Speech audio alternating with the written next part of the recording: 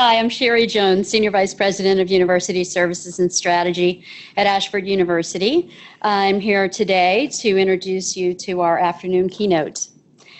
As part of the role that I serve as executive sponsor for Military and Veteran Student Task Force, Ashford has a long history of serving the military community. 1 in 4 Ashford students has a military affiliation. In addition to serving our students, my team and I participate in supporting the San Diego military and veteran community. For example, I am a member of the Defense, Veterans, and Military Affairs Committee of the San Diego Chamber of Commerce, and it's through this type of work that Ashford has established connections with several of San Diego's community partners and military resource organizations. Our partnership with National Veterans Transition Services is a valuable one. Since 2014, Ashford has proudly supported the organization's Reboot program, and this program aids transitioning military service members and veterans in making successful career changes from the military workplace to the civilian workforce. Ashford University has proudly provided grants directly impacting 263 graduates of the Reboot program. It is my pleasure to now introduce the President and Executive Director of National Transition Services, Maurice Wilson. Maurice is a retired Navy Master Chief Petty Officer with 25 years of service. He co-founded National Transition Services to combat high unemployment, homelessness, suicide, and other issues associated with military to civilian reintegration. In establishing the Reboot Workshop, Maurice created a program that successfully reintegrates military members and veterans into civilian life. He has been recognized as a champion for change by the White House and has graduated over 1,600 military members and veterans through the program. Please join me in welcoming Maurice Wilson to deliver our keynote this afternoon. Thank you. Thank you, Sherry. Thank you, and good afternoon, everyone. It's a pleasure to be here and to share some of the insights that we've learned along the way of helping veterans transition successfully into the workplace. I probably want to start off telling you just how I got started, just so you have an insight there. As a 26-year Navy veteran, I myself am, I guess you could say, a victim of transition. I went through a TAP, Transition Assistance Program, back in 1998. And I recall that opportunity very clearly. We were in a room with about 180 individuals. And for about 6 hours, we were given PowerPoint slide after PowerPoint slide after PowerPoint slide, you know, of here's what to expect, here's what to expect. So it was just totally information overload. And when I got out, first and foremost, I didn't remember anything, because it was just a total overload of information. But when I got out, I, like so many other people, struggled to transition. And there were 3 broad areas that I struggled with that typically all veterans struggle with. Now I'm going to share that with you. I'm going to go a little bit deeper into some of the findings and some of the things that we found. And I'm going to also give you some solutions that we've come up with that we think are worth escalating up a little higher than where we are. But those 3 things that I discovered that I needed to master. The first was I needed to create a new identity. Because from the time I joined the Navy, from 20 years old to the time I retired, I was just known as either Petty Officer Wilson, Master Chief Wilson, First Chief, but never by my first name. So the identity that I knew was always closely associated to the military. That was the first thing I needed to learn how to master. The second thing that I needed to know and learn how to master is to find out and figure out, what did I want to do when I grew up? Okay, and now that's probably every young person's aspiration. What are you going to do when you grow up? I don't know. Well, let me tell you that in the military, and it happens every day, it happens even still today, when you ask someone in the military, you know, getting out, what are you going to do when you get out? You know what the answer is going to be? I don't know. I'm going to get a job. And so we have to learn to find our passion. You know, what really are we set up to do? You know, what's our next move after the military? And then the third thing we have to figure out is how we're going to occupy our time in terms of what specific occupation you're going to engage in. So up front for the civilians in the house as well as the military, three things you get when you join the military. The first thing you get is a new identity. Okay, you're not yourself anymore. You know, we have a thing called boot camp that ensures that. The second thing you get is a mission or a purpose. It's not yours, it belongs to the country, and you're following that. And then the third thing that you get is you get a career, not necessarily your first choice. So those things you have to master when you get out. However, so many of us, when we leave the military, we struggle with that pretty much every single day. And we'll kind of dive a little deeper into that. Let me, if my little technology piece works here, okay. So let me just kind of give you the broad overview here. I guess what I've learned along the way is that transitioning in and transitioning out is a complex series of processes. It's just complicated. You go from one thing to the next thing to the next thing, and it's all basically almost like an automated process. You don't even know that it's happening to you until it's been done. You don't know that you've been reintegrated or integrated into the military. All you know is that one day you start out in boot camp and then boom, you're a soldier, sailor, airman, or Marine. And then off into your next step, which is perhaps maybe technical training in a specific industry that the military needs you to serve in, and then boom, right off to your next command. And then from there, you're just on a whirlwind tour until that point in time where you decide to get out or something happens that forces you out, you know, whichever one comes first.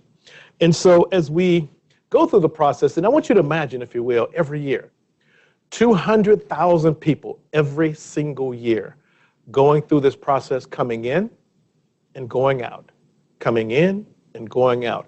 Ladies and gentlemen, let me tell you that the military has got this thing down to a science, and it works magnificently every single time. That's why we have the predictable outcomes that we have. That's why we have a perfect fighting force that are ready to hit the ground running. Now, think about it. If we can do all of that coming in, here's the question. What can we do coming out? And unfortunately, we do not have, other than Reboot, a reverse boot camp or reverse process that's global that says, whatever I did to you coming in, I need to do coming out. And so that's why we came up with Reboot. This was the whole concept, which was, okay, we look at everything sort of like as a mathematical equation. Whatever you do on one side of the formula, you got to do on the other side if you're going to be in balance. Okay, to us, that just makes logical sense. Now, the presentation that I'm going to show you today, or some of the slides that I'm going to discuss with you today, I had to kind of like trim out about maybe 2/3 of it, just so I could stay within the timeline for today's discussion. But I can tell you behind a lot of these slides is just a ton of data, but also a ton of answers. And so we didn't just go after trying to find what's wrong. We went after trying to find out what can we do to fix it. And then we went beyond that to see how could we scale this up, and then even more so, how could we make this thing available to over 2 million veterans across America. And so I don't bias myself between the young and the old. I'm concerned with every single veteran from World War I all the way through. World War II, Korean War, Vietnam War, it doesn't matter to us. Our vision, our global vision, is to see what we can do to try to reintegrate everyone back in, because in our opinion, pretty much everyone needs it. And so we looked at different methodologies, techniques, and we started to learn a lot about this thing they call the socio-technical integration thing. And so everything now that I see when it's related to the military, I see it through the eyes of a system and systems integration that's taking a complex series of processes and procedures and then connecting them all together, creating some kind of a seamless process where the individual flows from one end of the spectrum to the next end of the spectrum, but they get the right services and support that they need at the right time. We have a tendency to call it orchestrate, because when you come in, everything is orchestrated coming in. However, nothing is orchestrated coming out. And we have incredible resources across this kind of amazing resources, tons of money. But with all the resources that we have, with all the money that we have, you know the one thing that we lack? Orchestration and coordination. And so when you have that many processes and systems, you know, all supposedly working for the betterment of our veterans, you would think that it would work. However, it's almost like pure chaos. because no one's really handing off from one to the next, to the next, to the next. And then I'll show you some more about that. Let me just start back by telling you a little bit about NVTSI, National Veterans Transition Services. Myself and retired Admiral Ronnie Froman, we started this organization back in 2010 after looking at some of the challenges that people were facing getting out. And, you know, when you get a rear admiral, a two-star rear admiral and a master chief together, something's gonna happen. And Ronnie was one of those solutions type persons that always finds a way to fix things. And I'm one of those kind of individuals that I'll just kind of analyze it down to its finite detail to figure out what's going on with it and how can we rebuild it and how can we make it work. So the two of us got together and we started the program. We started a 501c3 organization. And then we started rebooting individuals to see just how it worked. And right out of the gate, it worked. But I have to say that part of our success is not just with the two individuals. We started to partner with everybody. We started looking for what we call integration partners. Who could we bring in on this project? How could we stitch together some best practices? And so we found several organizations that were already global leaders, and we brought them in on the project. One of them is an organization called the Pacific Institute out of Seattle, Washington.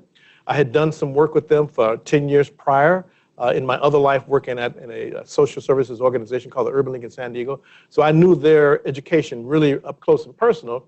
And then we also partnered with another organization called Operation Legacy that was put together by a couple of organizational psychologists that understood the whole human agent and engineer and integrating them within the workplace. And so we all sat down together, put our heads together as a team, and we came up with the Reboot Model. And so the Reboot Model, sort of like it's a 3-week process. And when we started looking at it, we knew that we needed to make it holistic. So it couldn't be just focused on one area. And again, the lesson learned is if you just focus on one part of a person and forget about everything else, then you're going to get what you just bargained for. It's going to be lopsided. Just like that, what they call the life balance wheel. If you only focus on one aspect of the person's life and you don't focus on all the other aspects of the person's life, it's not going to be a well-rounded scenario. So we looked at what we call transition domains. And we understood that in order to make this work for the person, not just the job was a piece, which seems to be part of the big focus for everyone. We looked at education, living situation, personal wellness and effectiveness, and even community reintegration. If the military, and think about it like this, if the military was integrating you into their culture, then the individual needs to be reintegrated back into a culture. And that was our thinking, okay? It's logical.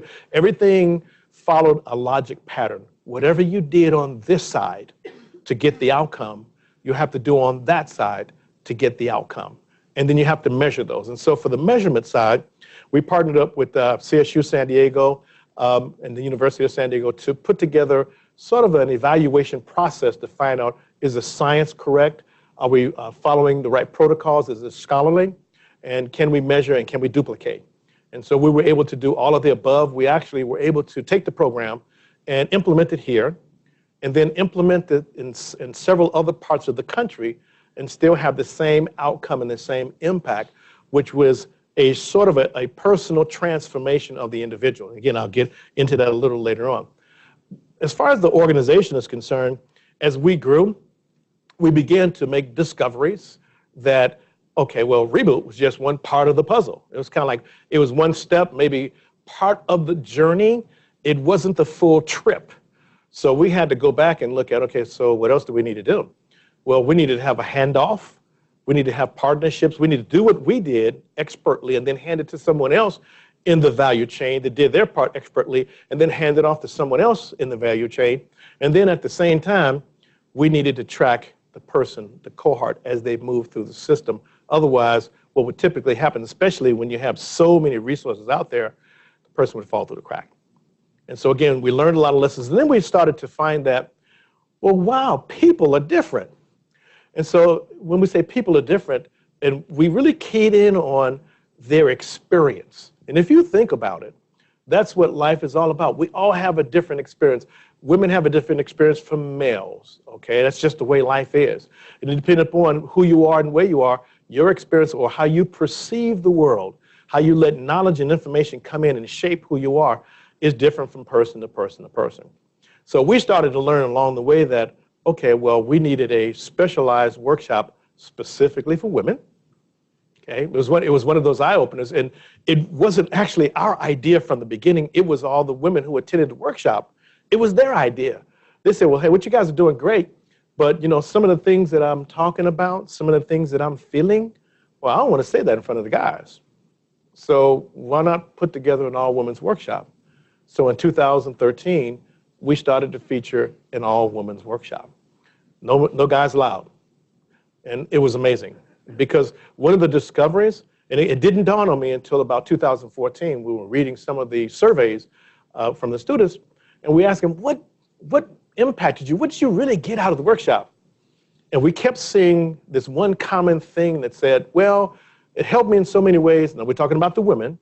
It helped me in so many ways, and it helped me get my femininity back. Well, as a guy, I was like, I didn't know you lost it. And so it was one of, okay, so what else can we discover? You know, again, if we don't address the real issue of the person's experience, then we really haven't done anything, because they're going to still get out feeling not connected. And so that began to make a real huge difference. And so each year we feature 2 all-women workshops, no guys allowed. And it's amazing. We also started to look at the homeless veteran. So the homeless veterans, you know, you got to ask your question, why, what happened? But then, how do you get that person back on track? So you have to see the world through their eyes, and you have to meet them in the place that they're at, and then help them get to the next destination in life. And so in 2014, we started focusing on the homeless veteran, creating a workshop specifically for them to help them get back on their feet, rebuild their world. And it even changed our expectations. So our expectations was that, oh, as a homeless veteran, we're going to put you in a workshop, and then you're going to get a job, and everybody's going to be happy. It doesn't work like that. They weren't necessarily thinking the same way we were thinking. They were thinking, well, look, I'm where I'm at, and I may not want to get a job. I may just want to have a certain amount of stability in my life and just move forward from there. So we started working with them to meet them where they are. And we started working with organizations that house homeless veterans in certain domiciles and start offering the workshop. But we tempered our expectation or the pressure that we put on them to get a job, other than to maybe do the most important thing that they needed in their life, which was to find themselves. And if you can imagine an individual who was a Vietnam-era veteran, who got out, let's say, in 1970, 71, 72, and for 30 or 40 years has just been kind of cycling around, not knowing who, where, what, when, why. That's a scary thought. And in 2015, we went to Detroit, Michigan, and we rebooted 25 veterans there in one of the domiciles. And it was amazing to see their eyes all get open. But there's the good part is that their eyes got open. The challenge or the sad part was that, well, the average age was 65 years old. So for an average age 65-year-old to join the workforce, well, that wasn't going to happen. And so what we focused on, we started looking at was, okay, well, maybe we can start helping you become entrepreneurs and live life on your own terms. So again, as I said, along the way, we started learning a lot of things. And, you know, from homeless veterans, even incarcerated veterans, we actually started going inside the Miramar Brig and started giving the workshop to individuals who were getting ready to be released. They had sort of like a double jeopardy, if that makes any sense. You know, one thing, trying to create an identity beyond the military, and then trying to shed the stigma of being tagged a offender or ex-offender or formerly incarcerated person. Those kind of things actually pretty much weigh on a person's mind. So again, what we did for them, which is what the program does for so many, it really helped restore what we call dignity and self-worth. And once they got their dignity and self-worth back, then they can start engaging and getting out there and being about the business of surviving. And then finally, we actually started working with veteran entrepreneurs.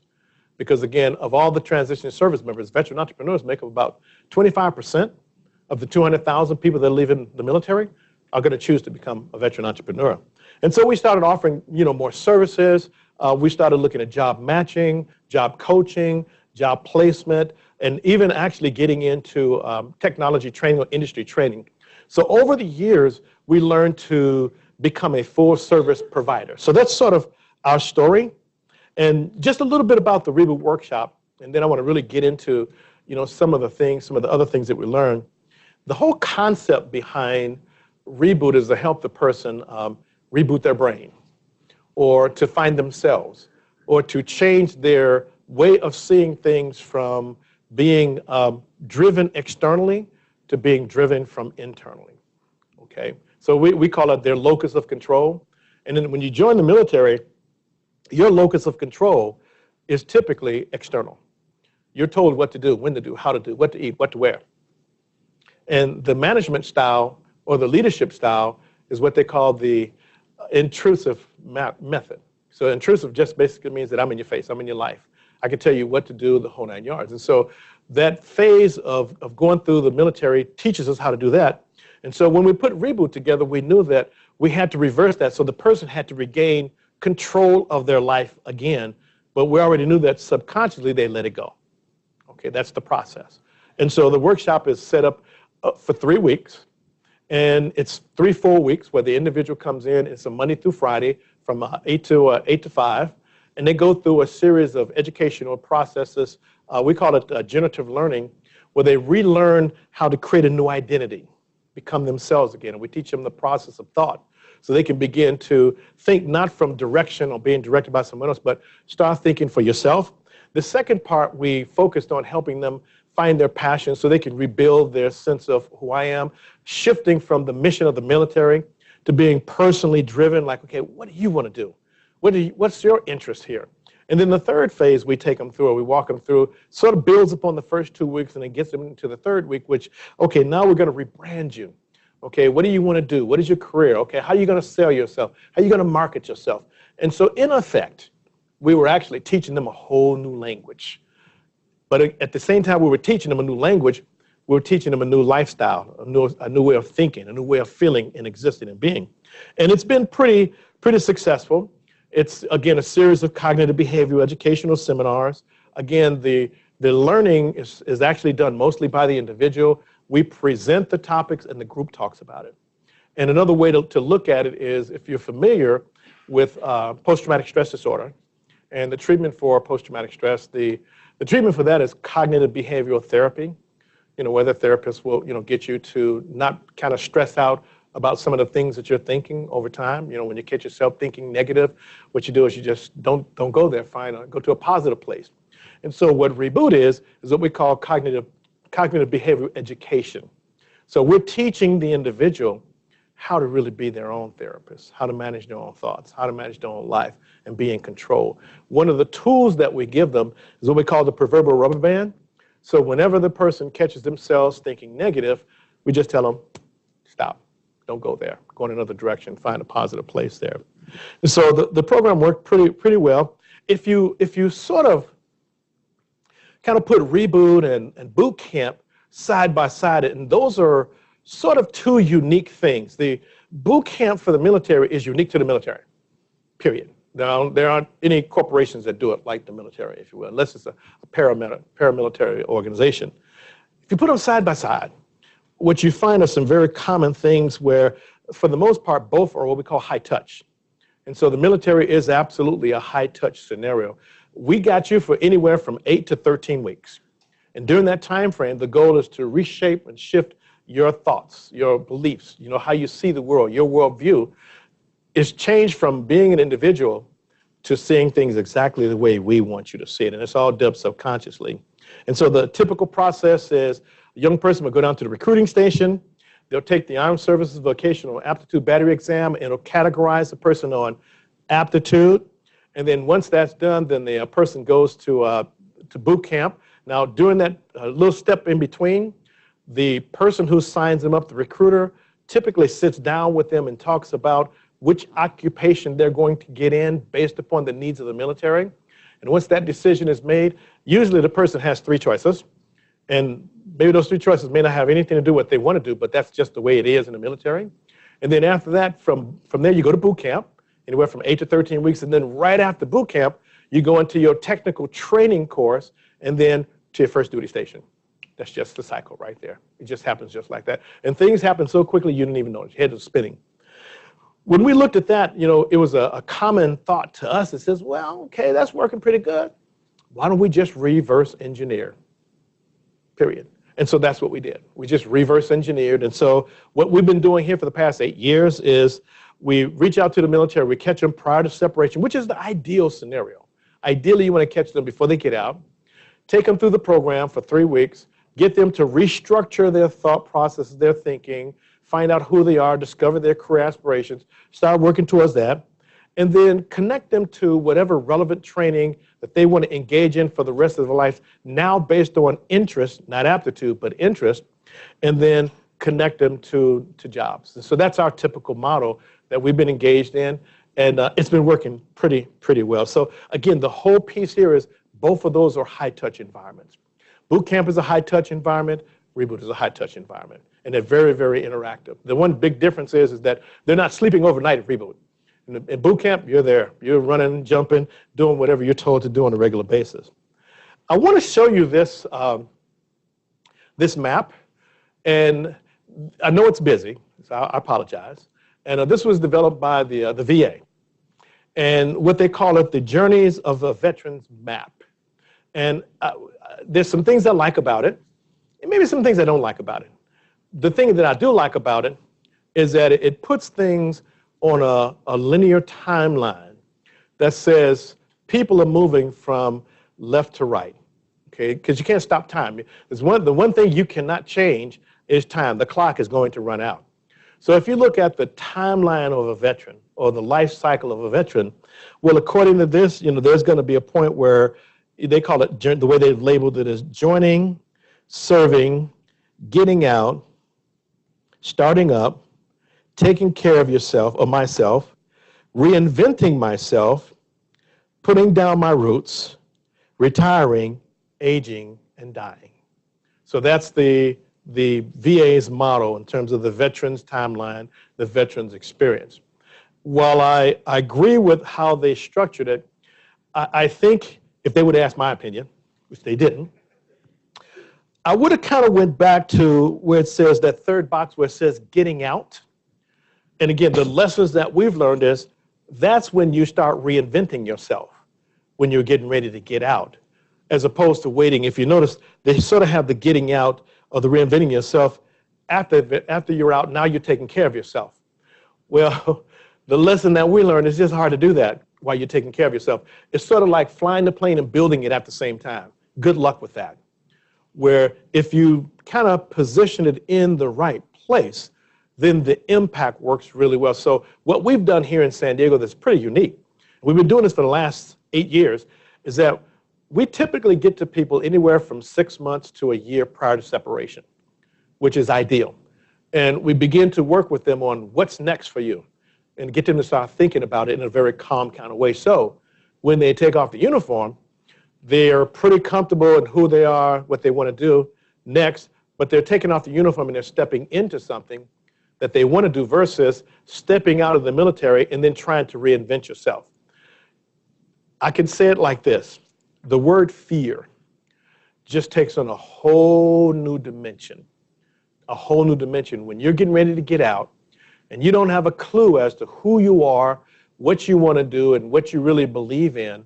Fear just seems to take over, which is one of the reasons why so many veterans spiral downward. We call it the downward spiral, because that fear takes over, kind of locks in on them, and that's all they're thinking about, constantly thinking about that. And the more you think about something, the more you fall victim to it, the more you fall prey to it, because that's the world of reality that you know. And so we've discovered, by getting to them before they separate and helping them reinvent themselves and get on a track and discover things in a less stressful kind of environment, the success down the road is pretty amazing. It's almost as in fact, it's almost as predictable as the journey coming in. Okay? And again, you may see a lot of veterans that get out and just continue to struggle and struggle and struggle. In fact, I'll show you some slides that talk about that. So what are the, I guess you could call it, what's the impact if you don't do it? What's going to happen if you don't? And so the data that we have here, which is from militarytransition.org, is taken on an annual basis. So they're constantly surveying our servicemen and women, asking them some key questions. But some of the key questions that they're asking in this particular point here is they're finding out how people feel. Tell us how you feel. And that's a strong, when somebody tells you how they feel, that's a strong indicator of their success or failure, because they're going to follow their thoughts, they're going to follow their hearts. So what the data says right now is that 48%, now remember, we've got 200,000 people getting out every year, 48% of them say that their transition was much more difficult than expected. So that means there's fear, apprehension, anxiety, and even a setup for post-traumatic stress. And again, an interesting note about PTSD is that right now we're not in full combat, but that has an impacted on a lot of the individuals getting out with PTSD. A lot of people are getting out because they're stressed, because they don't know really what they want to do. And again, if you look at the numbers here, it just says that there are different degrees of people, and what we're finding is that stress level, how they feel, depends upon what level they're at. For example, kind of taking that same information and then looking and kind of breaking it down from junior enlisted, let's say E6 and below, and then let's say middle managers, like chiefs, and junior officers in the middle, maybe with a degree, and then going for senior officer and enlisted on the upper end. And you can look at the numbers and say, okay, so where are we typically going to see most of the challenges? Well, if we don't come up with a better solution, we're going to see that in the junior enlisted category, who are pretty much less prepared because maybe they don't have a degree, maybe they don't have a skill set, maybe they haven't figured things out. They're going to have an increased chance of stress. Basically, to me, that equates to a higher risk of failure. And it's going to take them longer to find a job, to nail a job down, to keep a job. And they're going to go from job to job to job because they haven't really settled in on anything, because they're just kind of, not as skilled as they would like to be for today's workforce, because they're fine-tuned for the military, and they haven't really had a time to decompress and find themselves. It gets lesser as we get as we go up the ranks, because experience does matter. And so we'll find that E7s, and above, junior officers typically will have a degree or something like that, a bachelor's. And then when you get into the higher ranks, the senior chiefs, master chiefs, and senior officers typically will have master's degrees. So they'll be able to make a transition, but it doesn't mean that the stress and the problem goes away. It just means that it's less problematic, okay? Different degrees of transition, and we call it different levels of experience. And so we all know that our experience really dictates what happens to us. In fact, that's one of the big things that we learned in Reboot. How a person feels drives everything. It has no impact on their level of intelligence, period. You could be the smartest person in the world, but if you're afraid, the fear will grip you, okay? Another thing we did was we looked at some other data from several different sources that gave us more of a picture of, so why are these guys having such a hard time getting a job when you have so many employers out there that are saying, send me veterans, I will hire them. And so we wanted to dig a little bit deeper into, so what's really going on there? So again, we consulted with several documents, from the State of the American Veteran, the IVMF data, SDMAC data, USC data. We looked at pretty much everyone's report. We even actually took a lot of the surveys from the individuals that we put through Reboot, and we found that across the board, looking at all the reports out there, it doesn't matter which report you read, they all had some common data points, if you will. Now, let me just start by saying, if you take a global look at it, and you start looking at veterans in the workforce, so think about it. Every year we bring in 200,000, let me say it like that, we successfully bring 200,000 people into the military and successfully place them in various occupations around the globe with a certain degree of success. So we know it can be done in terms of the workforce. However, if you look at the exiting data and where veterans are across America, well, right now our national number is about 21.6 or so million veterans. However, when you start looking at reports in terms of who's in the workforce, then you find that almost 55% are not engaged in the workforce. To me, that's a staggering number. It's like, what? Why are, there's so many different varying reasons why they're not. but for the most part, they were in the workforce, i.e. the military is a workforce. And if we bring it even closer home to San Diego, excuse me, to California, and start looking at California, California has the largest population of veterans in the country. So we're close to 2 million. But when you look at how many of our veterans are out of the workforce, roughly 56% of our veterans are out of the workforce. Okay, so that does impact everything, our economy, our ability to move forward and grow as a country, the whole 9 yards. And so what we started looking at is, so why? Okay, what's going on? So we started digging a little bit deeper, and then we found that there were some issues here on the veteran side and some issues on the employer side. And so the common things that are plaguing veterans are, it is very fundamental, very, very fundamental. Well, a big percentage just don't know what they want to do next. We find that all the time. Each week, my team goes on board the naval base and we conduct what they call pre-separation counseling briefs.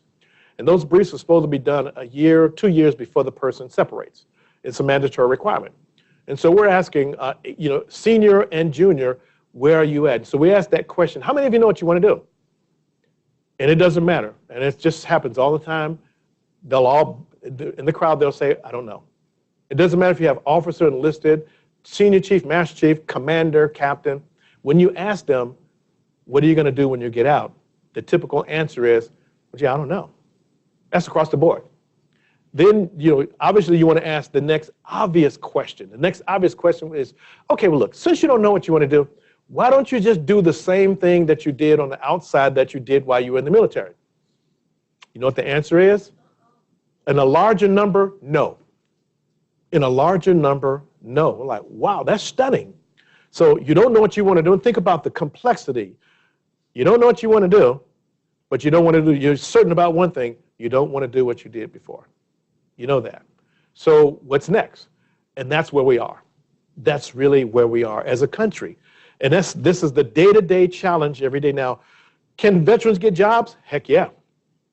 Yeah, I don't know if you remember a couple of years ago under the Obama administration with the First Lady and Joe Biden, they had the Joining Forces program. And the goal for the Joining Forces program was to hire 1 million+ veterans. They nailed it. They nailed it. Millions of veterans got jobs, but you know what happened? Couldn't keep the job because it wasn't what they wanted to do. So they had better than 55% turnover because that's not what they wanted to do, and they weren't really ready to engage in the workforce there. So we haven't really solved that problem. Now, when there are other issues there, because of time I won't drill down way into the issue there, but I'll go over to the employer side of the house. Employers want to hire veterans, but it's not as simple as just hiring a veterans. And again, I want everybody to realize an employer will say, yes, I want to hire them, but they must be qualified. They must have relevant work experience. They must fit into their, so there are a lot of little conditions that goes along with that. And all too often, we get a lot of veterans that, go through colleges, universities, they work on and they get degrees in the whole 9 yards, and they walk out thinking, I got it, I can nail this. I just did, 15, 20 years in the military, and I got a master's degree and whatever, only to find that some employers are saying, no, you don't have experience. So again, there are a whole lot of factors in there. So employers are having hiring issues and challenges. So those create just some, very interesting situations here. Now, I just want to just briefly gloss over, when you start looking at the problem, what I suggest to people is don't look at the obvious, start drilling deeper. We call it the iceberg effect. You got to keep going deeper and deeper and deeper and deeper, from the primary cause down to the secondary, what's really bothering you, what's really going on, down to, okay, let's really drill down into the, deeper level. And so what we started doing is looking at all the different levels of how they're feeling. And we actually even put in sort of what we call the life balance wheel, because we discovered that how a person feels makes a difference whether or not they go forward in the next career or in the next life. And so you can't move to the next level unless you solve the first one. We also took a look at the different types of transitions. So, okay, so who are you? We started really breaking everything down to the individual. And, when you start breaking it down to the individual, or if you get the individual to begin to recognize who they are, how they're seeing things, then they can start plotting their next level. And so obviously we've discovered that there are 5 transition types. And a smaller percentage are the individuals who what we call a transitioning specialist. These are the individuals, and it's a small number, who came in the military, went through the process, and found a occupation that they like, that they intend to carry into their next life. And that's a small number. But then we came into another percentage, what we call the generalist. And these are typically the management types of individuals that it doesn't matter where you put them, they're just natural born leaders. So they can work in a leadership environment. They don't have to have any technical skills because their skill set is managing people. Interestingly, a lot of the people in the military don't use that on their resume. They try to go for the technical field, which again, if you don't want to do what you did in the military, why would you put that on your resume going forward? It's kind of like, huh? And so, but we see a lot of people doing that. And then we found that typically, in high numbers, everybody is going to be a career switcher. They're changing careers. They're doing something different, which means they're starting all over, going to school, the whole 9 yards. You know, that's one of the things that we started keying in on is this, okay, this is from the armed forces into the workforce. So this is, in our opinion, it's a massive training program.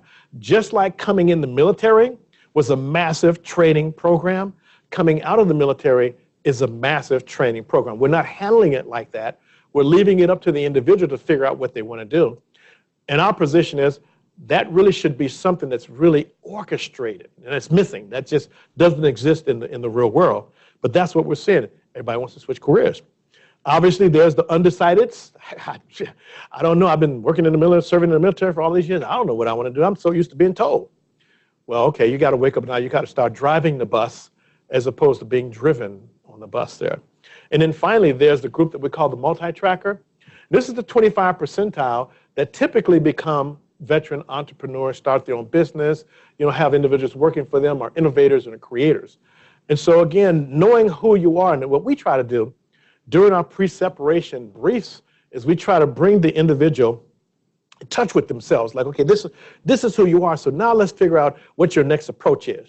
Now, just for understanding purposes, I just want to kind of give you the overview of the transition program and my admiration for how the military really does have an understanding of what's going on. But understanding and having a process in place and then following it is a different thing. So here's the DoD transition process, and it's pretty straightforward. 12 to 24 months out, the individual should go through a pre-separation counseling brief, and in that pre-separation counseling brief, the goal is for them to make a career decision, figure out what it is you want to do. And then once you've figured out what you want to do, then the next step is to engage in your training or your development. So that's kind of like the first part of it there. Then okay, the screen, no, it did pop up on the screen there, okay. My calendar just went out, said I need to be right here. See that? Dismiss? Okay, I'm here. And then the next part of the phase is what they call transition GPS. It used to be called TAP, Transition Assistance Program, but they rebranded it because it didn't have a good name, so now call it Transition GPS. GPS stands for Goals, Plans, and Success. And that's sort of like a midpoint that says, here's the checkoff list. We're doing your career readiness standards checkoff to make sure that you got everything lined up. At that point, the person is not choosing a career. They're just basically saying, okay, at the midpoint, all these boxes are checked and I'm about ready to go. And then 90 days prior to separation, everyone is required to attend what they call a capstone session, which is a final signing off, making sure that you understand your VA benefits, your health benefits, you got a resume, that you understand that you got to get a job and things like that, and then the person is out the door. Now, when they go out the door, that's that imaginary door. You leave the military, and then you step into the community. Depending upon where you go, whether it's California, New York, Washington, et cetera, et cetera, et cetera, and depending upon whether or not the host city or region that you go to has a veteran program, you may be able to connect with them. Now, in California, we're somewhat different than other states because we have what they call the CalTAP program, and it's a California Transition Assistance Program. And so it's a new program, although it's not fully as robust as it could be. It's still better than nothing, where in many other cities, the person is on their own. So there is a process in place. I mean, that's sort of kind of like the good news, but the challenge is that even though there's a process in place, the individual, okay, move to the next slide here. Okay, the individual is not following a protocol. So here's, just for your edification, to let you know that the military has looked at this. They have what we call the military life cycle model, just like you saw the VA's model. So this is the military model. Now, again, whether or not they're following this or they've kind of like broken it out to actually go step by step by step is another question. But again, it sort of kind of covers the same thing that the VA did. So you have your first permanent duty station, you have your reenlistment, your promotion, your deployment, change of duty, major events and life cycles, you know, changes in your rating, and then retirement and separation. So they see the value, or at least understand that everything is sort of like a timeline. Okay, you're going to move linear from left to right. And when you also look at, okay, let's go to the next one here. It's kind of fun when you make technology work. Go back. There you go. So this is the individual transition process.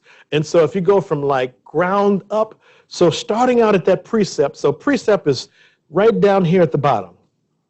It says, okay, 2 years out, you start, and then here are all the steps that you have to engage in. 1, 2, 3, 4, 5. The good thing is that it's in writing, and you can see how it's all sort of detailed out. The good thing is that it's in writing. The not so good thing is that it's not being followed. Rarely does anyone follow that. And it depends on whether or not you're deployed. And I've seen many, many people who were just getting back from deployment and have like 2 months left to go and had not even been through a precept. So they only have like 2 months, 60 days to do everything they need to do to get out. And oh, by the way, they're leaving California and they're moving across country to like Texas or Connecticut or New York or something like that. So that's the typical scenario that's going on out there. So when we see those people and we talk with them, one of the things that we hear from them is the utter fear and just frightening state of mind in terms of, I have no idea what I'm going to do next. That's just the reality that they live in. But again, there is a plan. Now, one of the things that we put forward is what we call the veteran talent pipeline. That says, if we could intervene, then here's what we could do. Here's what we think the process would look like, but it requires a public-private partnership. So it's sort of a combination of the military and the civilian community and employers and training institutions, organizations like Ashford University, that can all come together and create this massive training process where, again, we're coordinating and orchestrating early stage identification. We're getting them enrolled in college courses, whether they're stationed out to sea, overseas, or whatever. We're moving them to the next level, giving them OJT and working with employers, and then ultimately placing them and monitoring and tracking and doing all of that as a global community.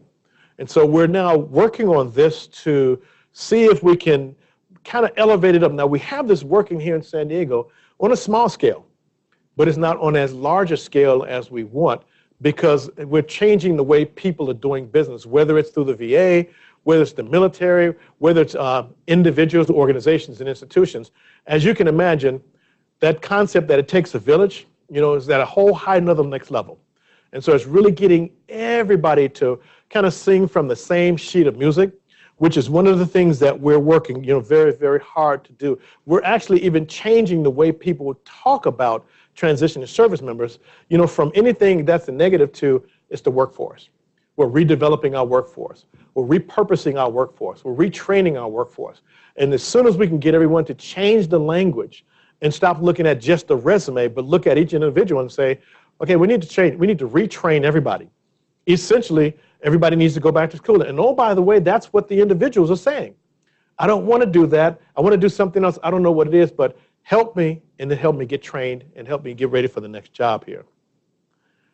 So let me also show you what, when I say they, when I talk about the community, how we need to get together, let me kind of start with the San Diego ecosystem. So this is our military and veterans ecosystem here.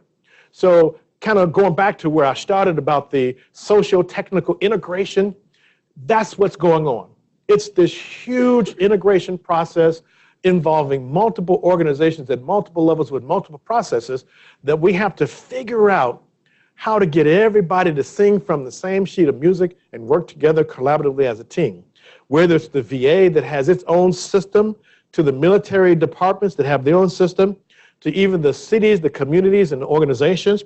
Right now, if you look at the numbers in San Diego, which is has the largest military population in the country with all the bases between the Navy and the Marine Corps, you know, from the 120,000 plus military to their families, which, you know, roughly topples 150,000, and the number's growing because they're moving the fleet over here to San Diego. So those numbers should go up by 15 to 20,000 over the next few years. And then working with the veterans that are out, and I don't know if you know this, but San Diego has the largest Iraq-Afghanistan veteran population in the country. And I just learned recently that we have the largest women's veterans population in the country also. So again, you know, as you begin to figure all these things out, it's like, oh, and it does make sense. San Diego has the best, you know, climate, you know, environment for things like this. And so again, as you start looking at all this, it begins to, okay, we need to pull everybody together. And that's the work that we're learning and the efforts that we're engaged in. How do you pull everybody together? Well, kind of taking it and kind of spreading it out a little bit more, there's an organization called Altero, the Altero Institute.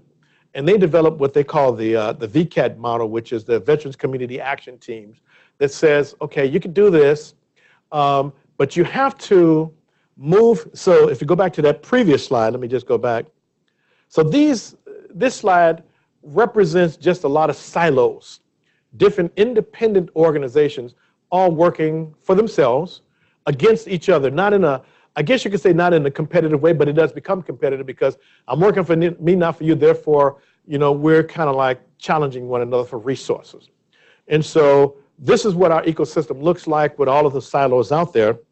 But according to the Altero, until we find a way to move from silos into integration, which is, again, that's what Reboot is all about. That's what NVTSI is all about. Until we move into integration, then we're going to waste incredible resources, people, misery, healthcare. I mean, it's just going to be a very costly system where there's no efficiencies. And we're going to continuously see individuals that are homeless. We're going to continuously see people with healthcare issues. We're going to continuously see unemployment because we're not really integrating our services. Right now in America, there are over 45,000 veteran service organizations in America today. That's a staggering number, and roughly 90% of them operate as silos. Here in San Diego, we have roughly about 200 plus individual organizations that are serving veterans. The vast majority are independent and working in a silo. And when you're doing that, you're competing for resources, for clients, the whole 9 yards. But even more so, we're not sharing data. And because we're not sharing data, we really don't know if we've moved the needle anywhere. We probably can't even move the needle because we're so disorganized in that particular regard. And so one of the things that we're working with through several different organizations, one of them being the San Diego Veterans Coalition, is to get everyone to try to move from being a siloed organization into an integrated organization where we could operate much more efficiently there. That means we have to work in tandem. We have to work in teams. We have to have purpose. We have to have structure. We got to share data. We got to share resources. We got to make sure that we're operating in efficiency, and we have to start orchestrating, you know, how we process talent. That's a very, very, very tall order that we're working on. Some of the local projects that we're engaged in here in San Diego, and again, it makes me really proud of San Diego, is that the County of San Diego is leading the charge in terms of establishing what we call military and veteran resource centers. So right now, to date, the County of San Diego has established 3, what they call MVRCs, one in Oceanside, one in Escondido, one in National City. Another one is going to be built in East County, and then a 5th one is going to be built down on Rosecrans right around the I-5 freeway. And these are centers where within the center itself, we have multiple nonprofits working together within the center, sharing clients, sharing data. And so we have some great leadership that's taking place here. We're also working on a big project here in this region here to actually establish a mega center, where we call it a Veterans Center for Military and Veterans Reintegration, where under one roof, We like to have healthcare, childcare, family services, technology training, incubation, and nonprofit development all working in one area. And so again, those are the things that enable us to work much, much, much more efficiently. But again, we have to overcome many, many, many barriers. And even across the country, we're actually beginning to expand. In fact, we just got a recent call over the weekend from the folks up in Los Angeles aboard the USS Iowa. The Iowa is one of the battleships. And basically what they said was, hey, how can we bring the model that you guys have in San Diego up here to Los Angeles? You know, which for us, that was like a blessing to us because we're ready to do this because they do have the largest veteran population, you know, by far. So these are some of the ideas that we're working on here in San Diego. And even across the country, there are a lot of people who are trying to generate centers where we're sharing data. They have America Serves as one of the, we call it a data sharing scenario, operating in several different cities.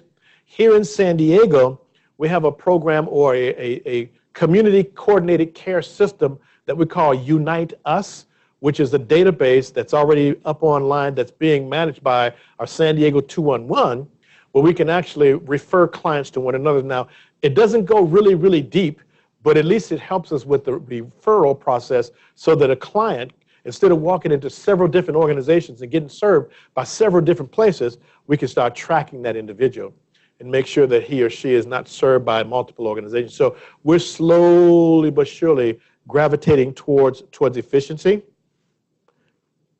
Okay, all right, move to the next slide here. Sometimes it works, and then sometimes there it is, okay. So something else we're doing, aside from trying to work under the same roof, work with the same systems, we're now trying to even go one step further. And then one step further, and this is my core belief, and so I'm going to wrap things up and then open up for questions. So my core belief, with the large population that we're talking about 22 million people. It's unlikely that we could reboot 22 million people. It's unlikely. However, we can find a way to empower the individual. And so we have a technology team here in San Diego that's taken a lot of the lessons that we learned, and we're now creating what we call a personal transition assistant application to help the individual self-manage. So our belief is this: if we can find a way to teach the person how to self-manage their transition, not rely upon someone else to do it for them, but to, in fact, be in charge of their transition, then they'll be much, much more successful on the way out and at whatever destination they go. And because, again, if you leave San Diego and we have all the tools of the trade here in place, what happens when you end up in Texas, Omaha, Montana? You have nothing but yourself. And so right now in San Diego, we're developing what we call a personal transition assistant tool, which is a self-managed application that takes all the things that we've learned, all the lessons that we've learned, and packages them into an application that serves as a tracking system. They can put in when they're getting ready to get out, and then it asks them a series of questions as far as their personal readiness. They can go online, and they can take what we call a artificial intelligence job matching application that finds their, what we call career DNA. If the person can't answer the question as far as what it is they want to do, we know they have the answer locked somewhere inside of them. And so we're working with a company that actually has developed a artificial intelligence application very similar to like Match.com or eHarmony.com that goes in and scans the person for up to 650 different competencies to build the formula to find out, okay, here's what you are matched to. And then take that data and then match that individual with occupations, with training, education, the whole nine yards. So they have everything at their fingertips. And we also took the whole timeline from the VA system as well as the military life cycle system, and we embedded that or are embedding that in the application. So it thinks for the person, it tracks the person, it reminds the person, but at the same time, we have a dashboard in the back end that can let us know how the person is doing. And so for us, this is where high touch, i.e. organizations and programs like Reboot, meets high tech, where they have the personal transition assistant application that affords them to manage themselves. And so in summary, let me just kind of end like this. There are a lot of trends and challenges out there. And when you look at the current systems that we're working with are the standalone systems, we want to move that to integrated systems. That just makes sense to us. Instead of having an individual set of training providers, we want to have orchestrated regional workforce development collaborations. We're working together as a team, coordinating the training, make sure the person gets the right information. We want to engage in job matching versus job placing, because placing just doesn't work. You don't know if the person is going to last. And in many cases, the person doesn't last because that's not a perfect match for them. So we want to go deeper using artificial intelligence to find out what's going on with them and what's the best match. We want to use early, what we call upstream career decision to make a determination about what it is they want to do versus what we're doing right now is what they call MOS-based employment. The MOS is the military occupational specialty, where someone will say to you, well, if that's what you did while you were in the military, why don't you do the same thing when you get on the outside? And we already know what the answer is. I want to do that. So why force people back into doing something that they don't want to do? We want to focus on reintegration versus non-integration. Right now, there's no integration. Individuals get out and they're on their own. We found that it takes a person typically 12 years to assimilate naturally back in, because they go through all these different stages, and it's like, okay, I'm still not fully comfortable, It takes me a while to get my sea legs. We want to go from case management, which is very, very costly, to self-management. That's why we're looking at, working with the application. We want to make sure that we have employee engagement beyond just workplace readiness, and employers don't know how to onboard a person within the organization. And what we found is that there are different management styles. The civilian style of management is non-intrusive, which is, oh, you're on your own, you figure it out. Where in the military, our management style is intrusive. No, I'm going to tell you what to do. I'm not going to let you figure anything out. You're going to know exactly every day where you need to be, what you need to do, what you need to eat, how you need to dress, and whole 9 yards.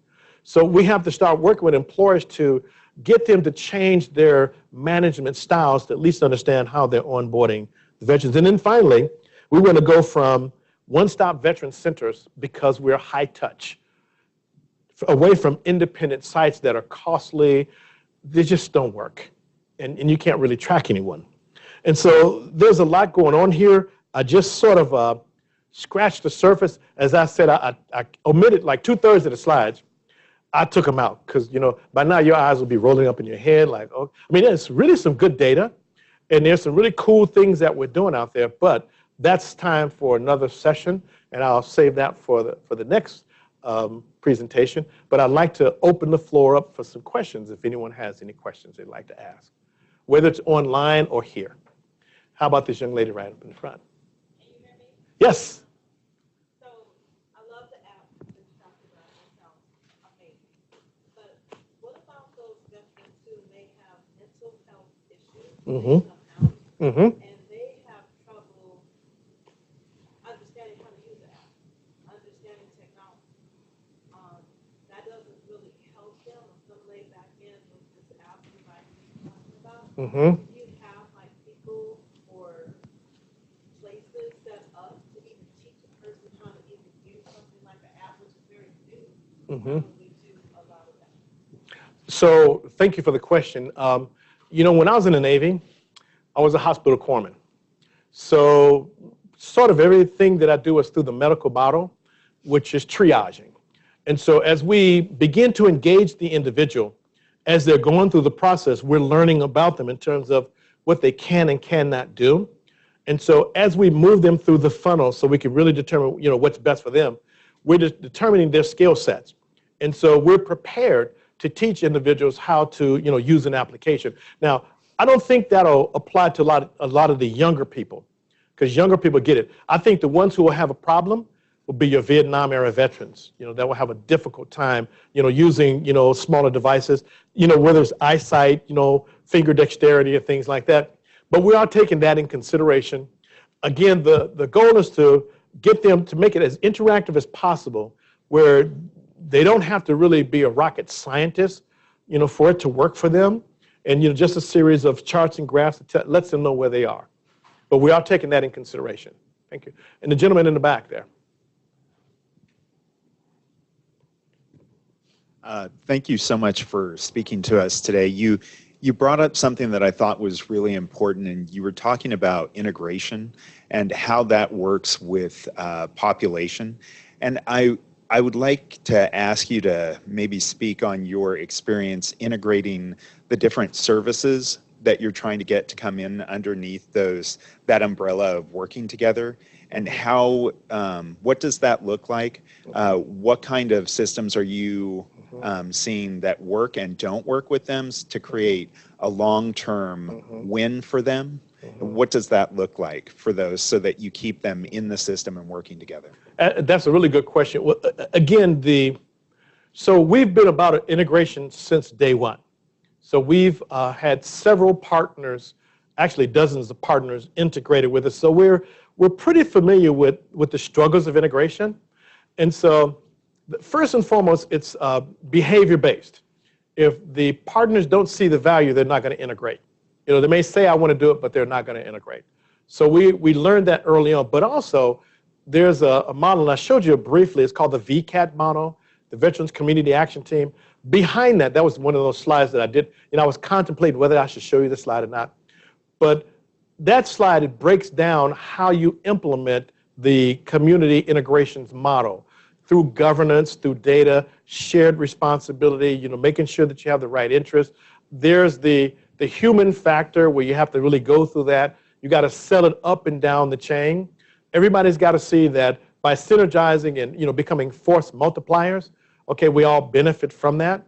And that's perhaps going to be the hardest thing to do, is to get people to change behaviors from what they're doing to what's going on now. Now, we've been watching this now for the last 4 years in the MVR season. As I mentioned, we have 3 military and veteran resource centers that's being ran by the County of San Diego right now. So in the Escondido Center, we have 12 nonprofits all operating in that center. In the Ocean side, I think we have 8. And down in the National City, we have 7.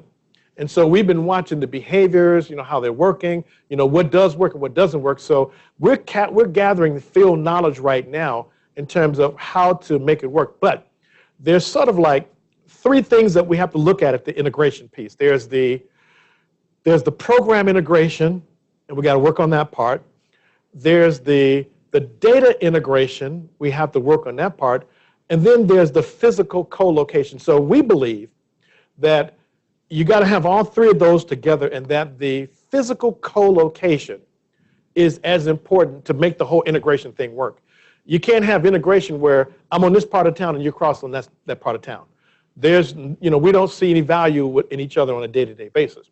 And so the integration is only going to work as well as we're able to put everybody under the same roof. Now, but even beyond that, and this is something that, it was another one of those really busy slides that I just couldn't show you. It looks like a big spider web. We're working on a project that we call the Community Information Exchange. And so if you look at, let's say, 120 different veteran organizations out there, one of the steps that we have to move towards is integrating their data systems, shared data. So right now we're working, you familiar with Salesforce by any chance? So Salesforce is one of the common platforms out there that a lot of people are using. And so we have teams of people that have been working for the last 5 years with 211 and the county to stand up this community information exchange. And so last month, we actually built what we call the Salesforce Community Cloud. And now we're identifying all of the different nonprofits out there. We're trying to incentivize them to get on the Salesforce platform and then plug in. Now, again, we have to create some kind of a value stream for them, like, why should you do it? Why not just do your own thing? And it's going to be hard. We had a meeting last week, and I brought that very question up. I said, I know we want everybody to do, but where's that other nonprofit's incentive for them to join in the cloud? And so we haven't figured that out. We don't have the answer other than, well, it's the right thing to do. Well, we've learned people don't do things because it's the right thing to do. They're driven by self-interest. And so we're still working through that. But I think we have an idea of where we want to go. It's just going to take leadership, salesmanship, and then showing some ROI, why you should do this and how you're going to benefit.